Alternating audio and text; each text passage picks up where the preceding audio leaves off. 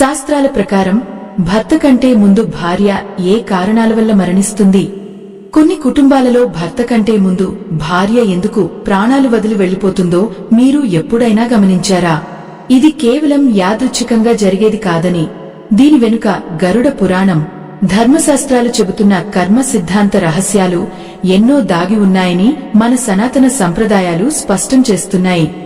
మిత్రులారా, ఒక కుటుంబంలో భార్యాభర్తల బంధం అనేది కేవలం ఈ జన్మకు మాత్రమే పరిమితమైనది కాదు. 7 అడుగులు నడిచి అగ్ని సాక్షిగా ఒక్కటైన జంటలో ఒకరు ముందుగా తనువు చాలించడం అనేది వాళ్ల పూర్వజన్మ కర్మల ఫలం అని మన పెద్దలు చెబుతారు. మరి ఏ పనులు చేయడం వల్ల ఒక స్త్రీ ఆయుష్షు క్షీణిస్తుంది? ఎలాంటి సత్కర్మలు, సేవాభావం, ధర్మబద్ధమైన జీవనం ఆమె ఆయుర్దాయాన్ని పెంచుతాయి? ఈరోజు మనం ఒక లోతైన కథ ద్వారా గరుడ పురాణంలో దాగి ఉన్న ఎవరికీ తెలియని రహస్యాలను తెలుసుకుందాం.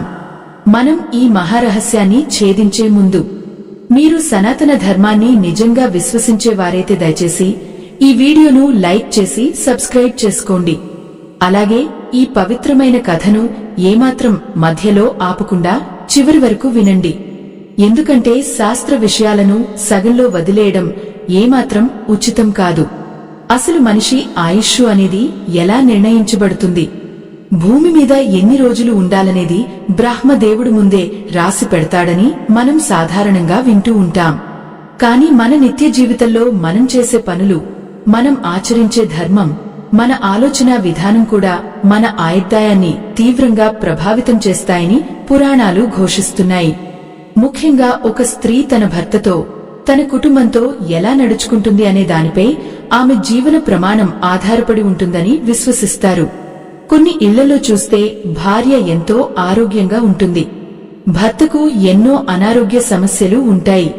కాని అకస్మాత్తుగా ఎవరూ ఊహించని విధంగా భార్య కన్నుమూస్తుంది. ఆ ఇంట్లో వాళ్లందరూ ఒక్కసారిగా ఆశ్చర్యపోతారు. ఇది ఎలా జరిగింది అనుకుంటారు.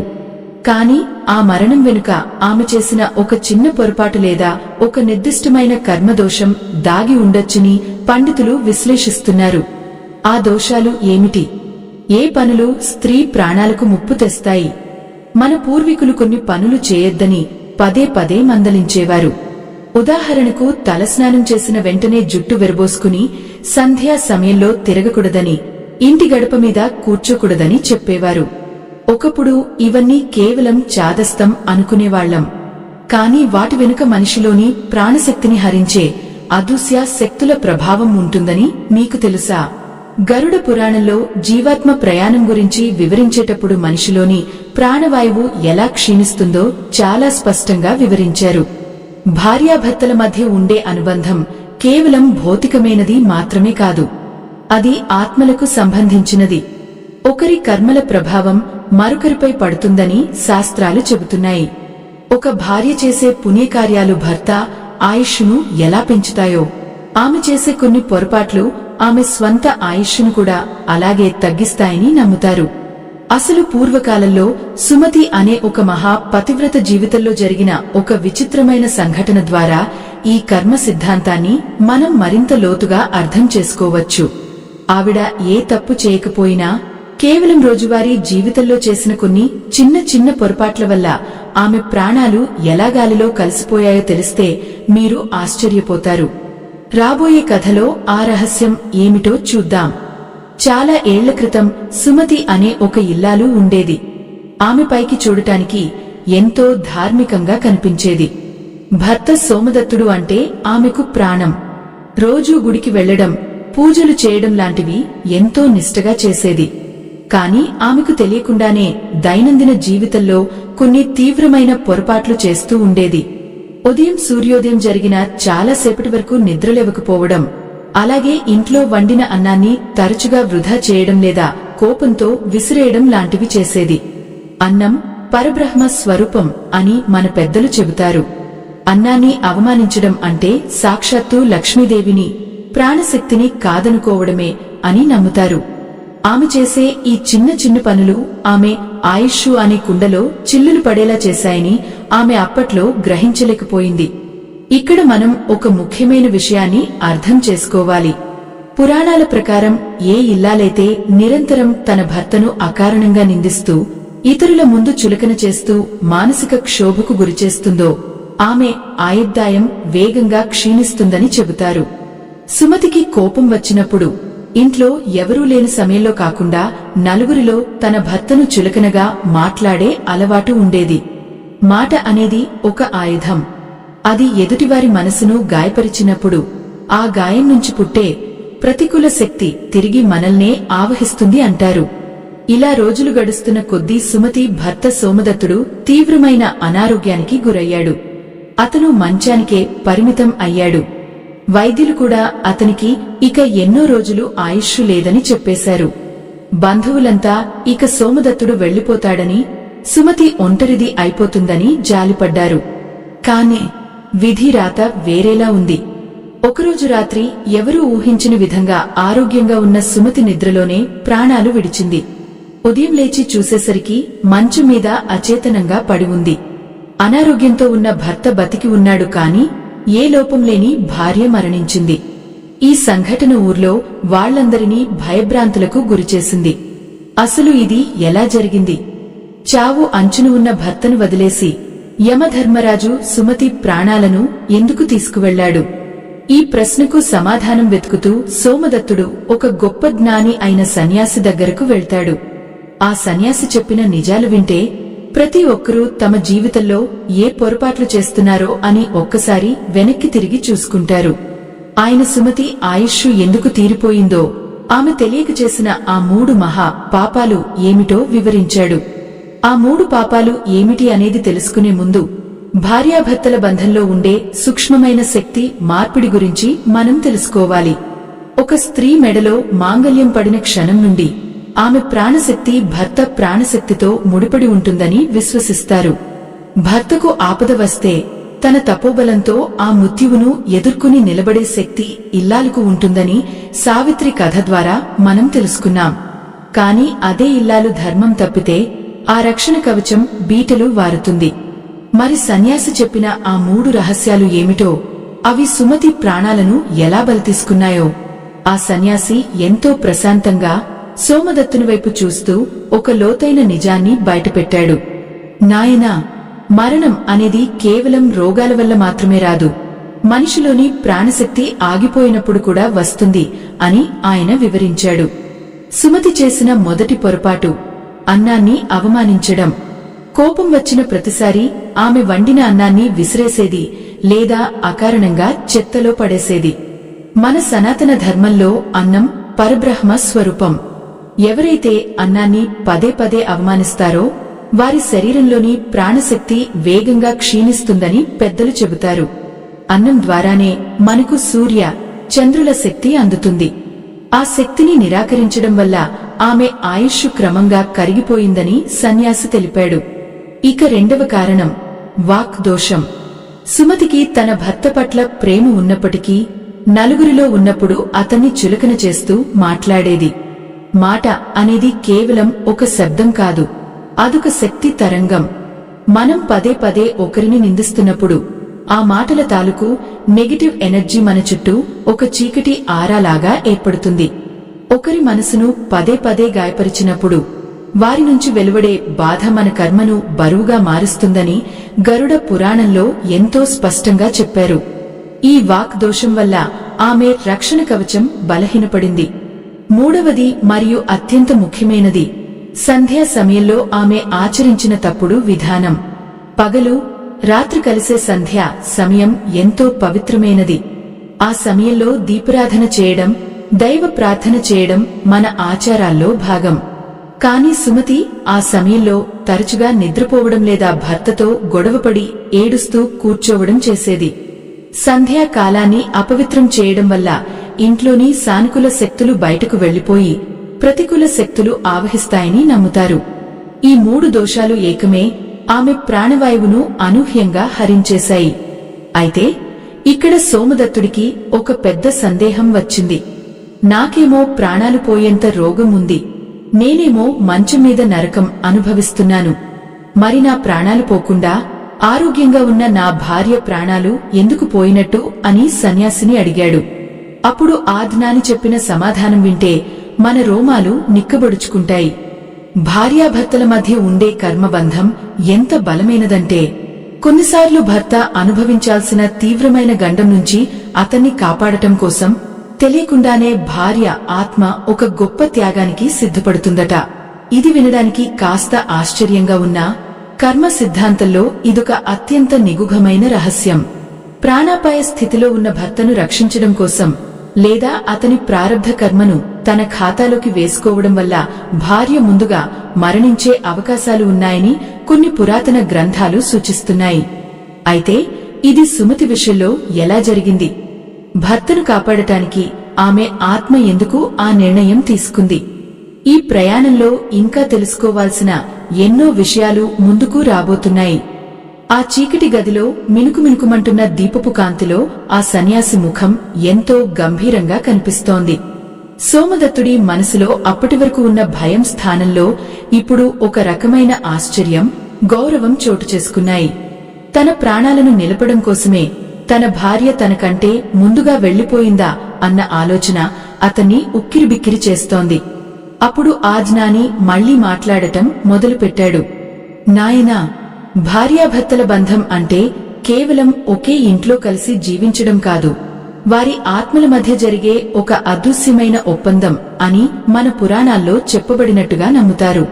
ఒక జంట వివాహ బంధంతో ఏకమైనప్పుడు వారి కర్మల ఖాతాలు కూడా ముడిపడిపోతాయి. చాలామంది తమ ఇళ్లల్లో పెద్దవాళ్లు దీవించేటప్పుడు దీర్ఘ సుమంగళి భవ అని ఎందుకు అంటారో మీలో ఎవరికైనా తెలుసా? దానికి అర్థం కేవలం భర్త ఆరోగ్యంగా ఉండాలని మాత్రమే కాదు.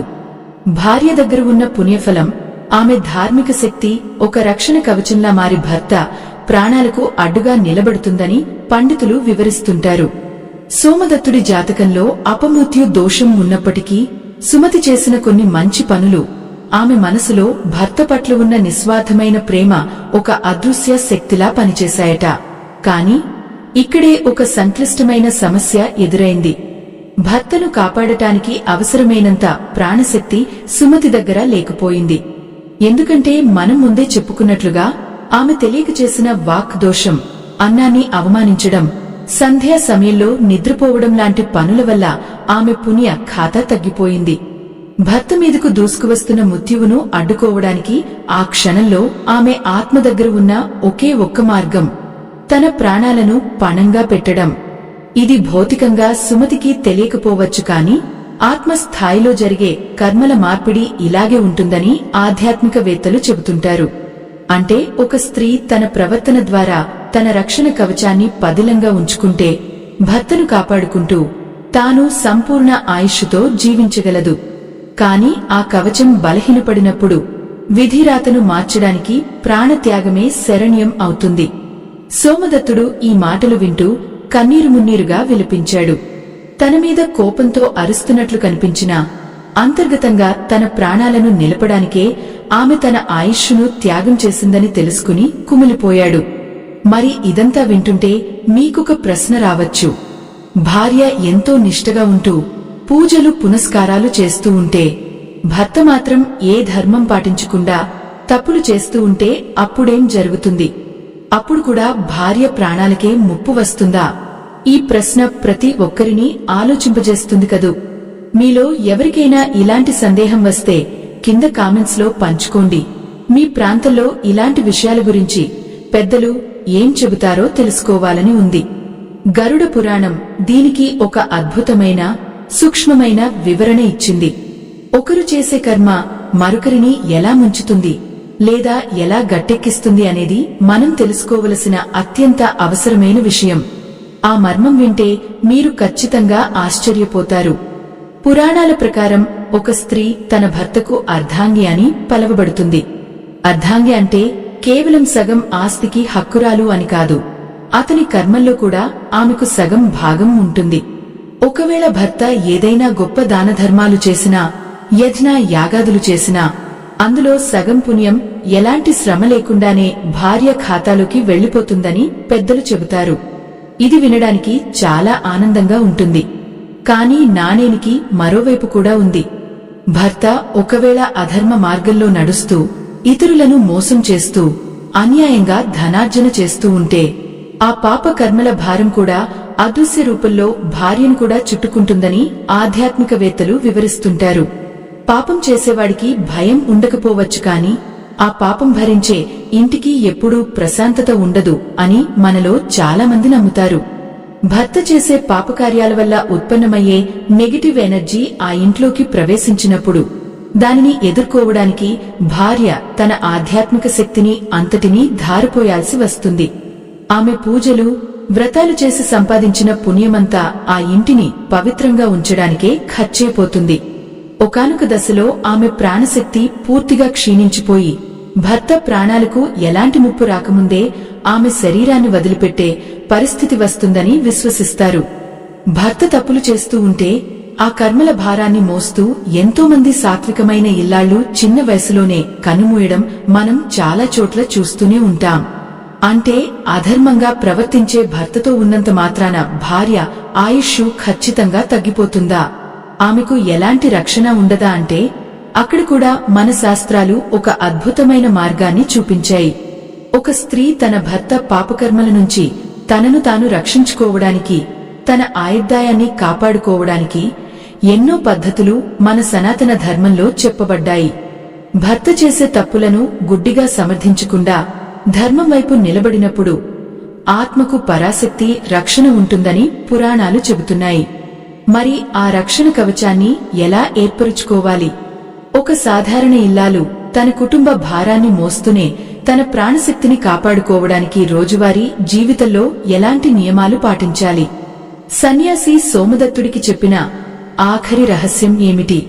అది విన్న తర్వాత సోమదత్తుడి జీవితంలో ఎలాంటి మార్పు వచ్చింది అనే విషయాలు మనందరికీ ఒక గొప్ప కనువిప్పు లాంటివి. ఎందుకంటే మనం రోజువారీగా చేసే చిన్న పనులే మన అదృష్టాన్ని లేదా దురదృష్టాన్ని ఎలా నిర్దేశిస్తాయో రాబోయే విషయాలు వింటే మీకు స్పష్టంగా అర్థమవుతుంది. ఆ పనులు ఏమిటో ఇప్పుడు చూద్దాం. సోమదత్తునితో ఆ సన్యాసి ఎంతో వాత్సల్యంగా ఇలా చెప్పాడు. నాయనా, ఒక స్త్రీ తన ప్రాణశక్తిని కాపాడుకోవడానికి ఎన్నో కఠినమైన యజ్ఞాలు, యాగాలు చేయాల్సిన పనిలేదు. రోజువారీ జీవితంలో ఒక చిన్న క్రమశిక్షణ పాటిస్తే చాలు అని వివరించాడు. ముందుగా ఉదయం సూర్యోదయానికి ముందే నిద్రలేవడం అనేది కేవలం ఒక ఆచారం కాదు. ఆ బ్రహ్మీ ముహూర్త సమయంలో ప్రకృతిలో ఉండే సానుకూల ప్రాణశక్తిని గ్రహించడం ద్వారా ఆమె ఆయుర్దాయం, మానసిక బలం పెరుగుతాయని విశ్వసిస్తారు. నిద్రలేచిన వెంటనే గుమ్మం మూడ్చి ముగ్గు పెట్టడం వెనుక ఉన్న ప్రధాన ఉద్దేశ్యం ఇంట్లోకి ఏ విధమైన ప్రతికూల శక్తులు ప్రవేశించకుండా ఇంటి ముఖద్వారం వద్ద ఒక అదృశ్య రక్షణ వలయాన్ని ఏర్పాటు చేయడమే. అలాగే ఇల్లాలు వంట చేసేటప్పుడు మనసులో కోపం లేదా విసుగు లేకుండా ప్రశాంతమైన భావంతో వండాలి. పెద్దలు ఎప్పుడూ ఒక అద్భుతమైన మాట అంటారు. ఇల్లు అనేది కేవలం ఇటుకలు, సిమెంట్తో కట్టేది కాదు. ఒక ఇల్లాలు తన ఓపికతో, ప్రేమతో అల్లే ఒక ప్రాణ కవచమని. ఆ కవచం పటిష్టంగా ఉండాలంటే ఆమె మనసు ప్రశాంతంగా ఉండాలి. భర్త ఒకవేళ అధర్మ మార్గంలో ఉన్నా కూడా ఆమె తన స్వధర్మాన్ని విడిచిపెట్టకూడదు. అతనికి నచ్చజెప్పే ప్రయత్నం చేస్తూనే దైవం మీద భారం వేసి తన పూజాధికాలు, ధార్మిక జీవనం కొనసాగిస్తే ఆ భర్త చేసిన పాపకర్మల తీవ్రత ఆమె ప్రాణాలను హరించలేదని ఆధ్యాత్మికవేత్తలు స్పష్టం చేస్తున్నారు.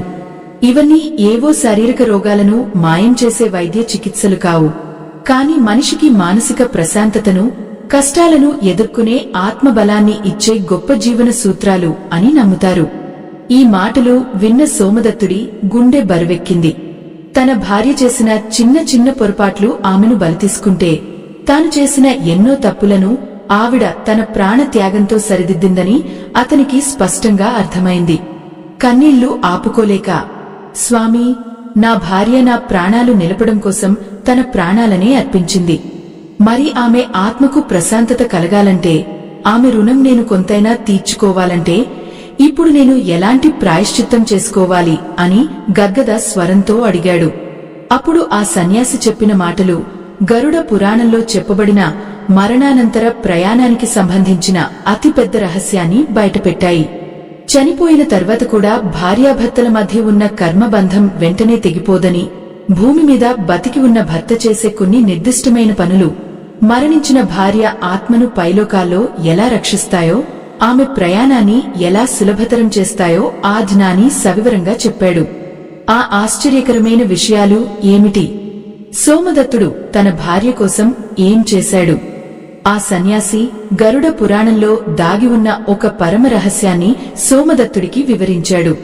ఎవరైనా ప్రాణాలు విడిచిన తర్వాత వారి జీవాత్మ యమలోకానికి చేరుకోవడానికి ఒక సుదీర్ఘమైన, ఎంతో కఠినమైన ప్రయాణం చేయాల్సి ఉంటుందని పురాణాలు చెబుతున్నాయి. ఈ ప్రయాణంలో ఆత్మకు ఆకలి దప్పులు ఉంటాయని, దారిలో నీడ కూడా దొరకని భయంకరమైన ఎడారులు దాటాల్సి ఉంటుందని నమ్ముతారు. ఆ సమయంలో భూమి మీద ఉన్న వారి బంధువులు, ముఖ్యంగా జీవిత భాగస్వామి చేసే దాన ధర్మాలు అంటే అన్నదానం, జలదానం, వస్త్రదానం లాంటివి ఆ జీవాత్మకు మార్గమధ్యంలో ఆహారంగా, దాహార్తిని తీర్చే చల్లని జలంగా మారుతాయని పండితులు వివరిస్తుంటారు. సుమతి చేసిన ఒక ప్రధానమైన పొరపాటు అన్నాన్ని పదే పదే వృధా చేయడం కాబట్టి ఆమె ఆత్మకు శాంతి కలగాలంటే సోమదత్తుడు నిరుపేదలకు, ఆకలితో ఉన్నవారికి స్వయంగా వండి అన్నదానం చేయాలని సన్యాసి ఆదేశించాడు. ఆ అన్నం తినే ప్రతి పేదవాడి కడుపు నిండినప్పుడు వచ్చే సంతృప్తి సుమతి ఆత్మకు అంటిన కర్మదోషాన్ని కడిగేస్తుందని ఆయన చెప్పాడు. అలాగే ఇతరులను తన మాటలతో గాయపరచడం వల్ల వచ్చిన వాక్ దోషం పోవాలంటే సోమదత్తుడు తన జీవితాంత ముదువుగా ఎదుటివారికి సాంత్వన కలిగించేలా మాత్రమే మాట్లాడాలని, తనలో ఉన్న అహంకారాన్ని పూర్తిగా వదిలిపెట్టాలని సూచించాడు. మరణించిన భార్య కోసం భర్త చేసే ఈ కర్మల ఆచరణ ఆమె ఆత్మను శిక్షల నుంచి కాపాడి ఉన్నత లోకాలకు తీసుకువెళ్తుందని పెద్దలు చెబుతారు.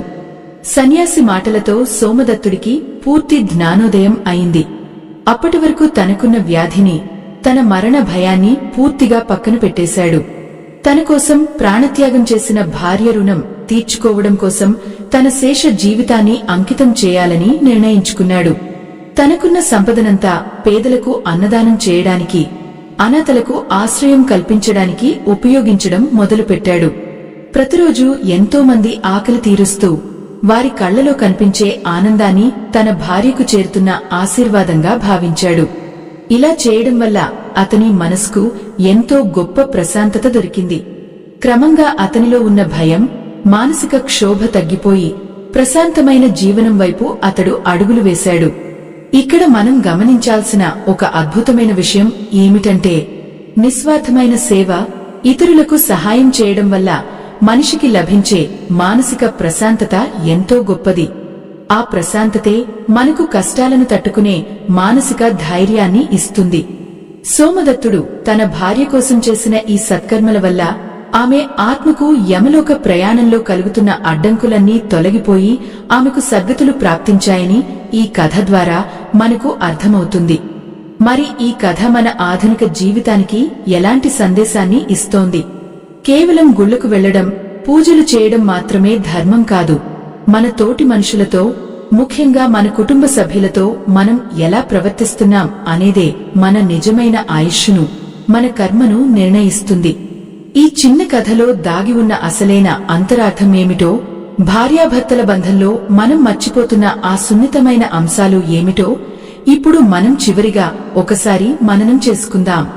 ఈ రోజుల్లో భార్యాభర్తలు ఇద్దరూ ఉద్యోగాలు చేస్తూ, ఎవరి బిజీలో వాళ్లు ఉంటూ ఒకరికొకరు సమయం ఇచ్చుకోవడం బాగా తగ్గిపోయింది. పైకి అంతా బాగానే ఉన్నట్లు అనిపించినా ఇద్దరి మధ్య ఒక అదృశ్యమైన మానసిక దూరం పెరుగుతోంది. దీనివల్ల వాళ్ల చుట్టూ ఉండే పాజిటివ్ ఆరా దెబ్బతింటోందని ఆధ్యాత్మికవేత్తలు హెచ్చరిస్తున్నారు. ప్రాచీన కాలంలో దంపతులు ఎప్పుడూ ఒకరికొకరు తోడుగా ఉండేవారు. కాని నేడు చిన్న చిన్న విషయాలకే గొడవలు పడటం, ఒకరినొకరు కించపరుచుకోవడం చాలా సాధారణం అయిపోయింది. ఈ నెగటివ్ ఎనర్జీ ఇంట్లో పేరుకుపోయి ఇద్దరి ప్రాణశక్తిని నెమ్మదిగా హరించేస్తుందని మనం గ్రహించలేకపోతున్నాం. శివపురాణంలో అర్ధనారీశ్వర తత్వాన్ని వివరిస్తూ ఒక అద్భుతమైన విషయం చెప్పారు. భార్యను వామాంగ అంటారు. అంటే భర్త శరీరంలో ఎడమ భాగం అని అర్థం. ఎడమ వైపునే మన గుండె ఉంటుంది. ఆ గుండె ప్రశాంతంగా, ఆనందంగా ఉంటేనే మనిషికి ఆయుష్షు నిండుగా ఉంటుంది. భర్త చేసే పాపకర్మలు లేదా ఇంట్లో జరిగే నిరంతర కలహాల వల్ల ఆ ఎడమ భాగానికి, అంటే భార్య మనసుకు తీవ్రమైన ఒత్తిడి కలుగుతుంది. ఆమె మనసు క్షోభకు గురైనప్పుడు అది నేరుగా ఆమె ప్రాణశక్తి మీద ప్రభావం చూపిస్తుంది.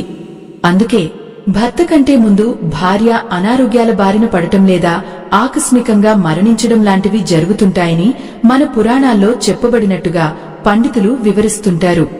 మీరు ఎప్పుడైనా ఒక విషయాన్ని గమనించారా? భర్తకు ఏదైనా ఆపద రాబోతుంటే భార్యకు ముందుగానే ఏదో ఒక రూపంలో సూచన అందుతుందట. కొన్నిసార్లు పీడకలలు రావడం లేదా మనసులో తెలియని ఆందోళన మొదలవ్వడం లాంటివి జరుగుతుంటాయి. ఇది కేవలం యాదృచ్ఛికం కాదు.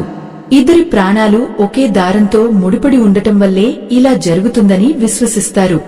భార్య తన మనసులోని ప్రేమతో, తన ధార్మిక శక్తితో ఆ రాబోయే ఆపదను తన వైపుకు తిప్పుకుంటుంది. ఒక రకంగా చెప్పాలంటే భర్తను కాపాడే ఒక అదృశ్య రక్షణ కవచం ఆమె. కాని ఆ కవచాన్ని నిలబెట్టుకోవాలంటే భర్త కూడా ఆమెకు అంతే ప్రేమను, గౌరవాన్ని ఇవ్వాలి. అధర్మమైన పనులు చేసి ఆ పాప భారాన్ని భార్య మీద మోపకూడదు. మరి ఈ రక్షణ కవచాన్ని మరింత బలంగా మార్చుకోవడానికి మన ప్రాచీనులు ఇంకొన్ని మార్గాలు సూచించారు. అవేమిటంటే భార్యాభర్తలు ఇద్దరూ కలిసి ధర్మకార్యాలు చేయడం. ఒక గుడికి వెళ్లినా, ఒక పేదవాడికి సహాయం చేసినా అది ఇద్దరూ కలిసి చేస్తే దాన్ని మరింత శక్తివంతమైనదిగా భావిస్తారు. ఇద్దరూ కలిసి చేసే దాన ధర్మాల వల్ల వారి మధ్య అనుబంధం మరింత దృఢంగా మారుతుందని, అది వారిద్దరికీ మేలు చేస్తుందని నమ్ముతారు.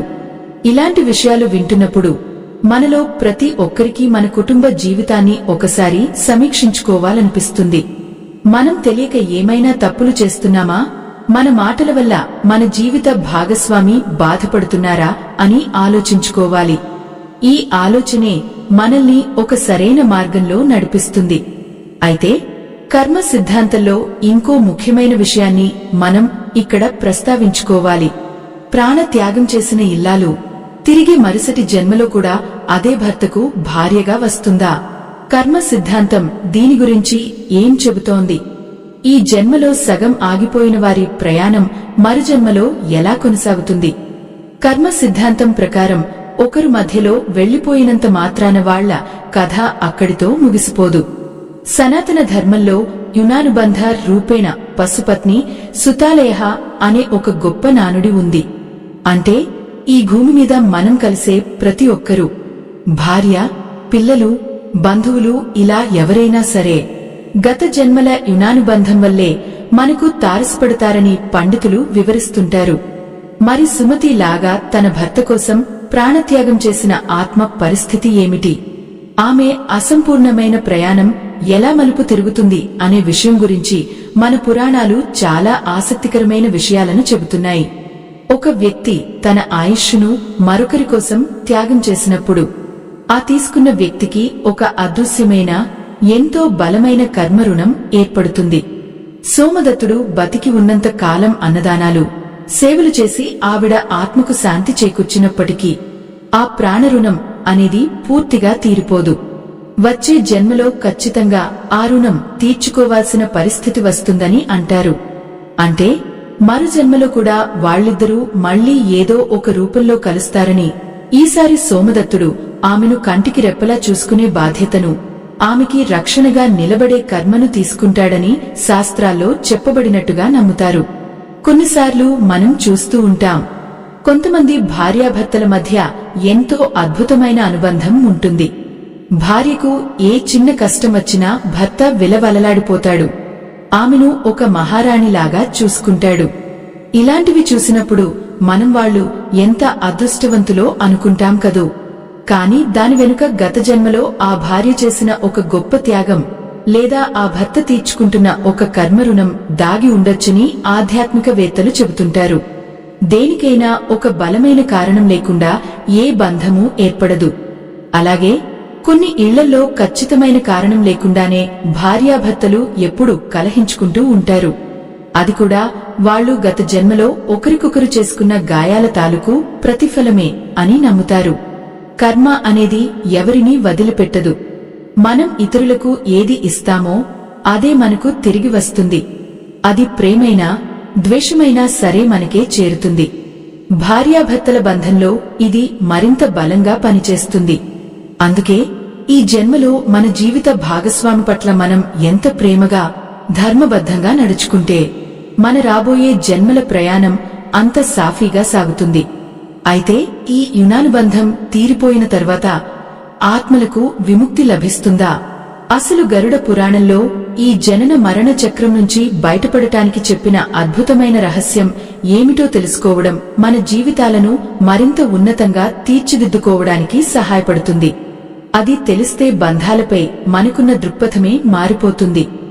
గరుడ పురాణంలో జనన మరణ చక్రం గురించి ఒక అద్భుతమైన సత్యాన్ని బోధించారు. ఒక మనిషి దేవుడిని చేరుకోవాలంటే అడవులకు వెళ్లి తపస్సు చేయాల్సిన అవసరం లేదు. గుహస్థాశ్రమంలో ఉంటూనే సంసార బాధ్యతలు నిర్వర్తిస్తూనే మోక్షాన్ని పొందవచ్చని పెద్దలు చెప్తారు. దీనినే మన వేదాలు నిష్కామ కర్మ అని పిలుస్తాయి. అంటే ప్రతిరోజు మనం చేసే పనులను ఒక భయంగానో భారంగానో కాకుండా ఒక పవిత్రమైన బాధ్యతగా, దైవ సేవగా భావించి చేయడం. ఉదాహరణకు ఒక భార్య తన భర్త కోసం ప్రేమగా వంట చేయడం, లేదా భర్త తన కుటుంబం కోసం కష్టపడి సంపాదించడం. ఇవన్నీ పైకి సాధారణ పనుల్లాగే కనిపిస్తాయి. కాని వాటి వెనుక ఎలాంటి స్వార్థం, అహంకారం లేనప్పుడు అవే గొప్ప యజ్ఞంలా మారుతాయని పండితులు వివరిస్తుంటారు. ఇప్పటి కాలంలో చాలామంది భార్యాభర్తలు ఒకరికొకరు సాయం చేసుకున్నప్పుడు నేను నీకు ఇంత చేశాను కదా, నువ్వు నాకేం చేశావు అని మనసులో లెక్కలు వేసుకుంటూ ఉంటారు. ఈ లెక్కల వల్లే బంధాల్లో చీలికలు వస్తున్నాయి. కాని బంధం అనేది కేవలం దేహాలను కలిపేది కాదు. అది రెండు ఆత్మలను పవిత్రం చేసి పరమాత్మ వైపు నడిపించే ఒక గొప్ప ప్రయాణం అని మన సనాతన ధర్మం చెబుతోంది. ఈ ఒక్క వాక్యం సరిగ్గా అర్థం చేసుకుంటే చాలు, మన ఇంట్లో ఉన్న కలహాలన్నీ వాటంతటా అవే తొలగిపోతాయి. మనం రోజువారీ జీవితంలో చేసే చిన్న చిన్న పనులే మన కర్మను శుద్ధి చేస్తాయి. ఉదయం నిద్రలేవగానే దేవుడిని ప్రార్థించడం, ఇంటి ముందు కాకికి లేదా కుక్కకు కొంచెం అన్నం పెట్టడం, సంధ్యా సమయంలో ఇంట్లో ప్రశాంతంగా దీపం వెలిగించడం, ఇవన్నీ కూడా మనలోని ప్రాణశక్తిని, మన చుట్టూ ఉండే సానుకూల వాతావరణాన్ని పెంచే అద్భుతమైన మార్గాలని నమ్ముతారు. సోమదత్తుడు కూడా సరిగ్గా ఇదే చేశాడు. తన భార్య చనిపోయిన తర్వాత ఆమె మీద ఉన్న ప్రేమను దేవుడి సేవగా, దీనుల సేవగా మార్చాడు. ఆ సేవ వల్ల అతని ఆత్మశుద్ధి అవ్వడమే కాకుండా తన భార్యకు రావాల్సిన కర్మ ఫలాన్ని కూడా సద్గతుల వైపు మళ్లించగలిగాడు. భార్యాభర్తలు ఇద్దరూ కలిసి ఈ ధర్మ మార్గంలో నడిస్తే ఆ ఇంట్లోకి ఏ ప్రతికూల శక్తి ప్రవేశించలేదని మన పూర్వీకుల దుఃఖమైన విశ్వాసం. మిత్రులారా, ఈరోజు మనం మాట్లాడుకున్న ఈ సుమతి సోమదత్తుల కథ గరుడ పురాణంలోని మరణానంతర సూక్ష్మాలు, ప్రాణశక్తికి సంబంధించిన రహస్యాలు, ఇవన్నీ కూడా ఎన్నో తరాలుగా మన పెద్దలు నమ్ముతూ వస్తున్న పౌరాణిక విశ్వాసాలు మరియు మౌఖిక సంప్రదాయాల ఆధారంగా చెప్పబడినవి మాత్రమే. ఇవి చరిత్రలో ఫలానా రోజున జరిగాయని చెప్పడానికి ఎలాంటి చారిత్రక ఆధారాలు లేకపోవచ్చు. అలాగే ఇవి ఎటువంటి శారీరక రుగ్మతలను మాయం చేసే వైద్య విధానాలు కావు. కానీ సూర్యోదయం కథనం ఛానల్ పట్ల మీరు చూపిస్తున్న ప్రేమాభిమానాలు, ఆ నమ్మకం మాకు తెలుసు.